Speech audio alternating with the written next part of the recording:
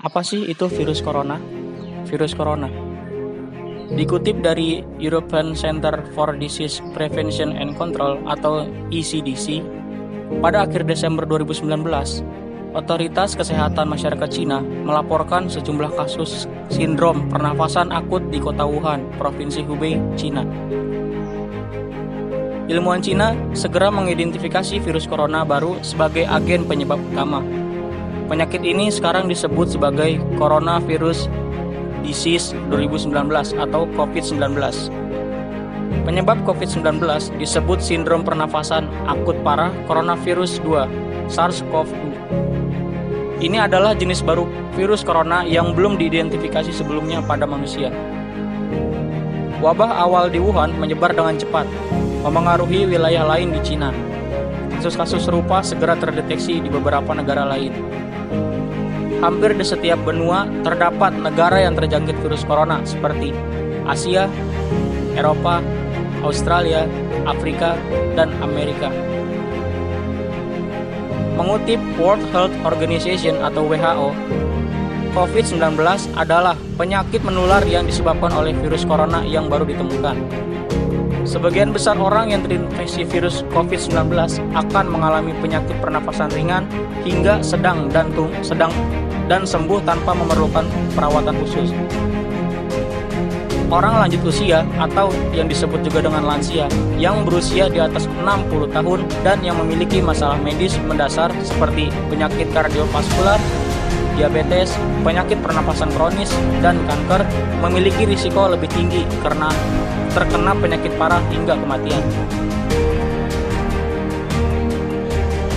Asal-usul virus corona dikutip dari berita sains-harapanrakyat.com.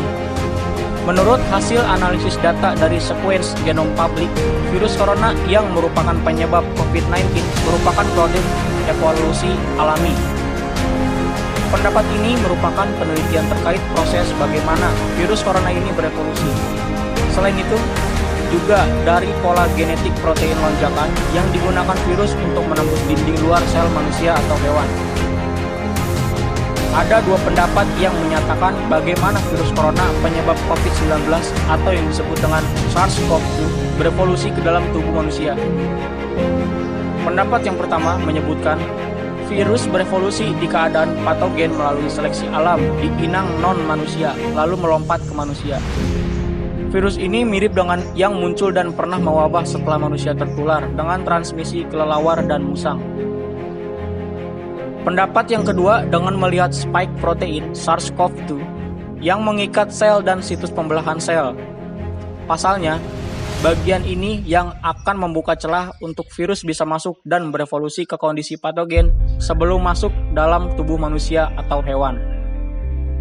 Kondisi ini mirip dengan yang terjadi saat mewabahnya virus flu burung. Hasil penelitian ini mematahkan pendapat yang mengatakan asal-usul virus corona sebagai penyebab COVID-19 adalah hasil rekayasa genetika untuk kebutuhan senjata biologis. Hal ini diperkuat dengan tidak ditemukannya kemiripan virus corona penyebab COVID-19 dengan virus corona yang pernah mewabah sebelumnya.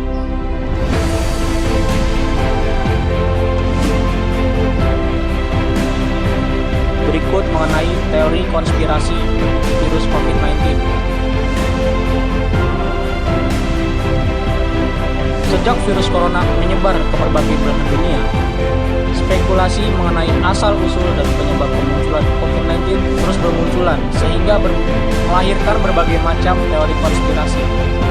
Paling anyar, sebuah teori konspirasi menyebut bahwa virus corona bukan berasal dari alam, melainkan hasil rekayasa manusia yang sengaja dibuat di laboratorium. Namun, sebelum teori ini dianggap benar oleh masyarakat, para peneliti langsung membantahnya. Sekelompok peneliti dari Scripps Research, Amerika Serikat, telah menganalisa data genom dari virus corona yang sudah tersedia untuk publik dan mereka tidak menemukan bukti bahwa ia dibuat di laboratorium oleh pihak tertentu.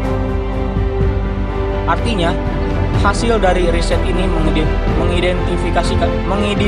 mengindikasikan bahwa SARS-CoV-2 memang merupakan virus yang terbentuk dari evolusi alamiah. Dengan membandingkan rangkaian data genom yang tersedia, Kami dengan tegas dapat menentukan bahwa SARS-CoV-2 berasal dari proses alami.